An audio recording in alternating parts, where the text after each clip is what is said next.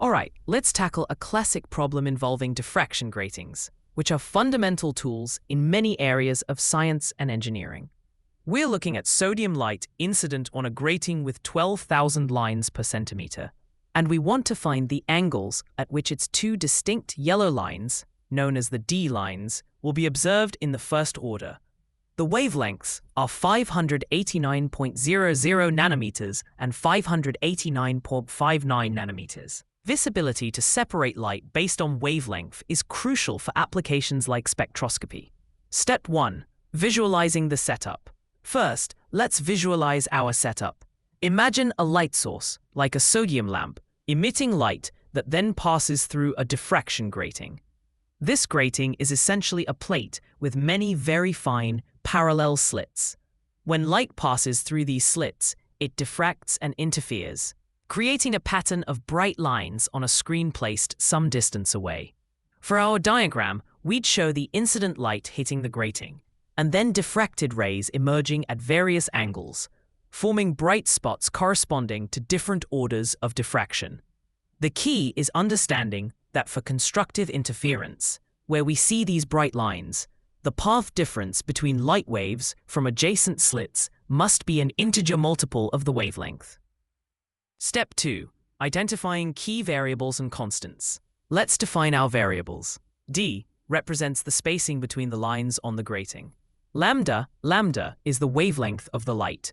M is the order of the diffraction, which is 1 for the first order in our problem. Theta is the angle at which the diffracted light is observed. From the problem, we're given number of lines per centimeter, N equals 12,000 lines per centimeter. Wavelengths for the two sodium D lines. Lambda 1 equals 589.00 nanometers. Lambda 2 equals 589.59 nanometers. Order M equals 1 for first order. We need to calculate the grating spacing, D. Since there are 12,000 lines in 1 centimeter, the distance between two adjacent lines is the reciprocal of this number.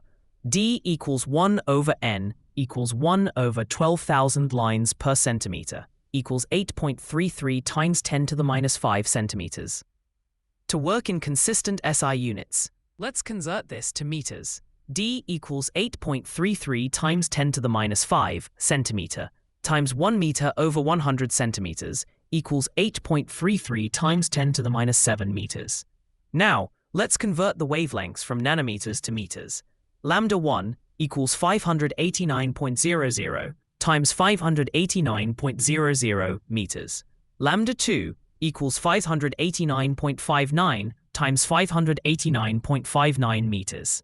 The relevant equation. The fundamental equation governing diffraction gratings for constructive interference is d sine theta equals m lambda. This equation tells us that the product of the grating spacing and the sine of the diffraction angle is equal to the order of the diffraction multiplied by the wavelength. It's derived from the condition that for light from adjacent slits to interfere constructively, their path difference, d sine theta, must be an integer multiple of the wavelength. Step 4. Performing the calculations. We need to solve for theta for each wavelength. Rearranging the equation, we get sine theta equals m lambda over d. For the first wavelength, lambda 1, sine theta equals 1 over 589.00 times 8.33 times 10 to the minus 7 meters. Sine theta equals 0.70682. Now taking the inverse sine, theta 1 equals arcsine 0.70682 equals 44.97 degrees. For the second wavelength, lambda 2, sine theta 2 equals 1 over 589.59 meters, divided by 8.33 times 10 to the minus 7 meters. Sine theta 2 equals 0.7053. And taking the inverse sine, theta 2 equals 45.02 degrees. Step 5. Checking for consistency and accuracy. Our calculated angles are approximately 45 degrees, which is a very reasonable value for diffraction. Neither angle is greater than 90 degrees, which would be physically impossible for diffracted light on a screen. Also, observe that a slightly longer wavelength, lambda 2, results in a slightly larger diffraction angle, theta 2. This is consistent with our equation, d sine theta equals m lambda, for a fixed d and m. If lambda increases, then sine theta must also increase, which means theta increases for angles between 0 and 90 degrees. This consistency check gives us confidence in our results. Step 6. Conclusion and applications. So, the two yellow lines of sodium light will be seen at angles of approximately 44.97 degrees and 45.02 degrees in the first order. This small difference in angle, only about 0.05 degrees, allows us to distinguish between these two very similar wavelengths. This principle is fundamental to spectroscopy, a technique used to identify the chemical composition of substances, from analyzing materials in a lab to studying the atmospheres of distant stars and planets. By precisely measuring these diffraction angles, scientists can determine the exact wavelengths present in a light source, providing a unique fingerprint of the elements present. Step 7. Additional insights.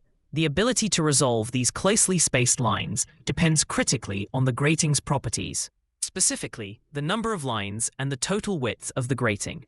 Gratings with more lines generally offer better resolution, meaning they can separate even finer differences in wavelength.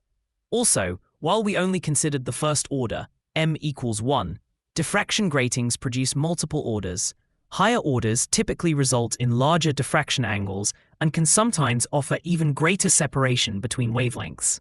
Though the intensity of the light in these higher orders often decreases, this problem highlights how a simple optical component can reveal intricate details about the nature of light and matter. Step 8. Final summary and key takeaways. In essence, this problem demonstrates the wave nature of light and the principle of superposition leading to interference patterns. We've seen how a diffraction grating acts as a precise tool for separating light into its constituent wavelengths based on their distinct diffraction angles. This isn't just a theoretical exercise. It's the foundation for instruments like spectrometers used daily in chemistry, astronomy, and material science. The key takeaway is the direct relationship between wavelength, grating spacing, and diffraction angle, encapsulated by d sine theta equals m lambda. Understanding this equation allows us to design and interpret experiments that probe the fundamental properties of light.